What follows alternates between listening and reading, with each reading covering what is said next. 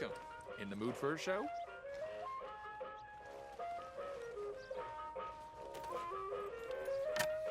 Ticket, please. We'll be starting soon, just inside the tent there.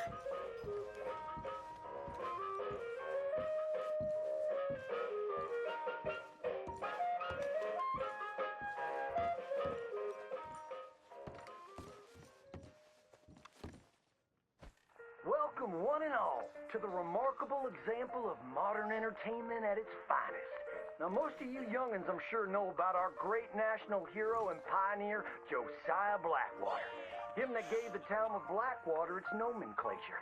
You see, only about 100 years ago, weren't nothing here but big old forests, ferocious beasts, surly savages, arid deserts, and unconquered mountains. The West, well, the whole West was untamed. Your mama probably told you bedtime stories about Josiah's many adventures.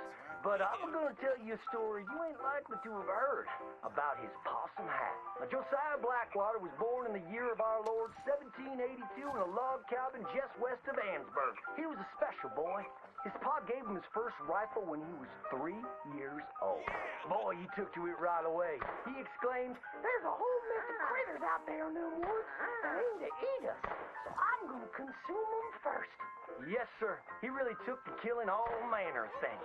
He was such a keen shot. One morning, he was sorting up some winter turnips for the root cellar when a big old bear and her cubs came in the kitchen hunting for food. It had a mind to eat up all the jams and preserves. Josiah grabbed that bear and wrestled her to the ground and squeezed and squeezed and squeezed. He whooped the tar clean out of that big old critter. Then he tied her up and grabbed them cubs and ground them into sausages while the mama bear watched. That's fine eating. His mom and pa knew right then he was cut out to be the finest wild frontiersman that ever drew breath. But first, they wanted him to get some book learning. After only 3 days of attending school, Josiah beat the living daylights out of a class bully and announced to his daddy that he was tired of ciphering and mathematics on account it's only good for adding up the number of critters or Indians you can kill. So he ran away from home and headed west.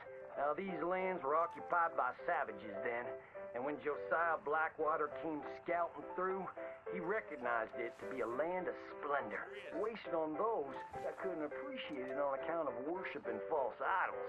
He got rid of all them pesky buffalo, and thereby ensured those infernal Injuns didn't have nothing to eat. Of course, that got them mightily riled up, so he had to slaughter all of them too. Just like his daddy had once done to the Redcoats in 1775. Right about that time, he met an Indian girl he took pity on account of having annihilated her family. She was 12 years old, and so he took her as his wife. She gave him 2 sons before she died of typhus. Now, y'all know that Josiah Blackwater wore a possum for a hat, but most don't know how that came to be. Well, one day, old Josiah was riding a couple of alligators down the Lanahatchee River, riding, standing up, and shooting eagles right out of the sky, when he sees a big old mountain lion about to eat a possum. Josiah grabbed that mountain lion by the tail and wrestled it till it was plumb dead. Well, that possum really took to Josiah, followed him around like a dog loyal to its master. Yes, they had a lot of adventures together. Now, Josiah never cried a day in his life, but he pert near dead on the day that possum passed, for they were mighty fine friends.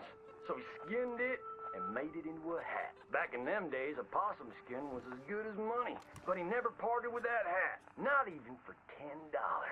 Once he founded the town of Blackwater, he sent word for settlers to come. It was the last stop in the west before San Francisco. He met a girl by the name of Rufina Helsby at a barn dance one night, took her as his wife, and settled down. Built himself a cattle empire and had 14 youngins.